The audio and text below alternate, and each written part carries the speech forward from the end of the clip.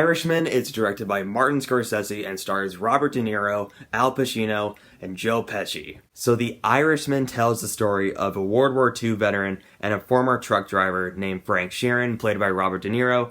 He becomes a hitman for Russell Buffalino, played by Joe Pesci. Buffalino was a successful leader in the Buffalo crime family in Pennsylvania, and Sheeran eventually becomes a hitman for the really successful union leader Jimmy Hoffa, played by Al Pacino.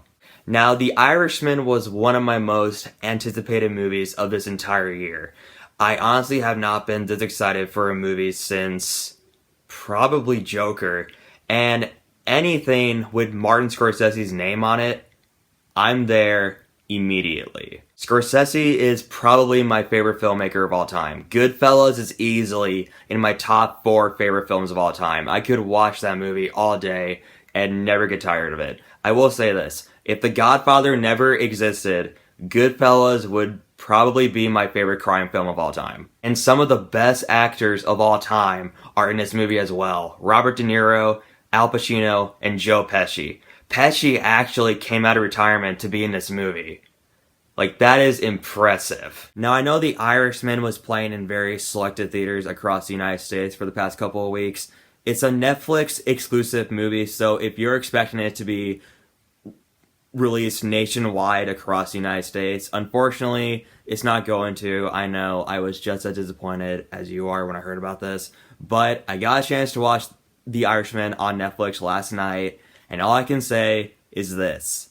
Scorsese, please never stop making movies. The Irishman is yet again another achievement for Martin Scorsese. It is a phenomenal film. The more I think about it, I think it might be my favorite movie of this entire year. First of all, let's talk about the performances.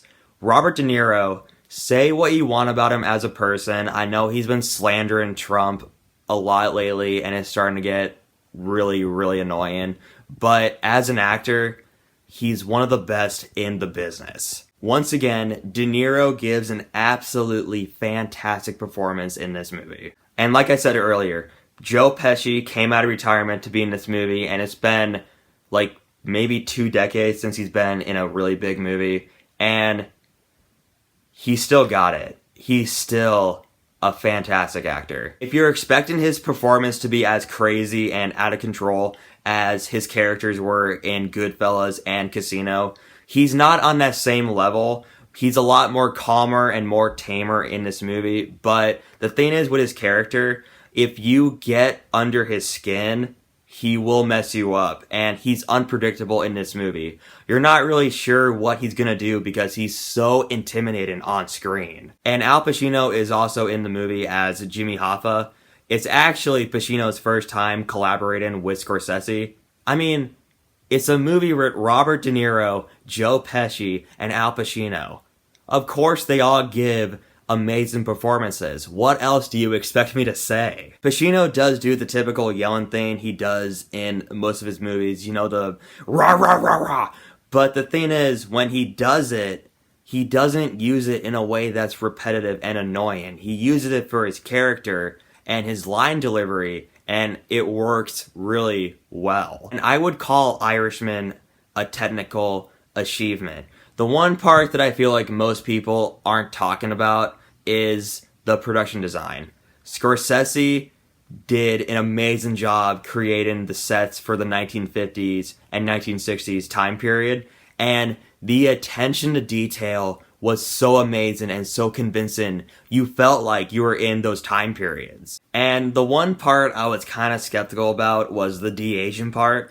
They use de-aging effects for some of the characters for when they're a lot younger, and I was worried they were going to go into Uncanny Valley with it, like Polar Express territory, but they did a really good job with it, and when they looked younger, you were really convinced by it. And yes, the rumors are true. The movie is exactly 3.5 hours long, and this is where the movie could easily falter. There's always that one part where people go, oh, that could have been easily cut out, they could have just edited this out.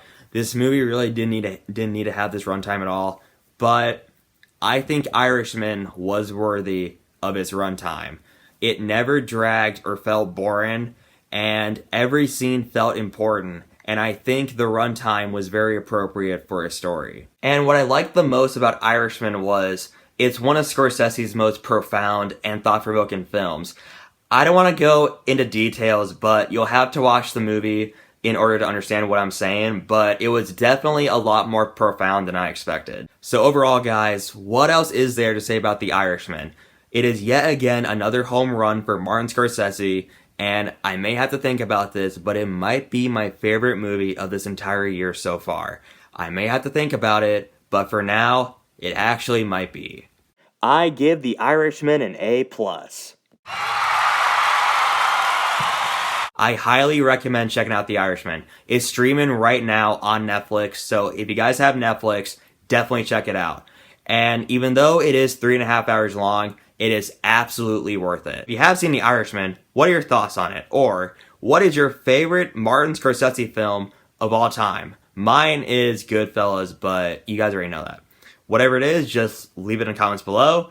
And if you want to see more of my videos, just be sure to hit that like button and subscribe for more great content, and happy Thanksgiving.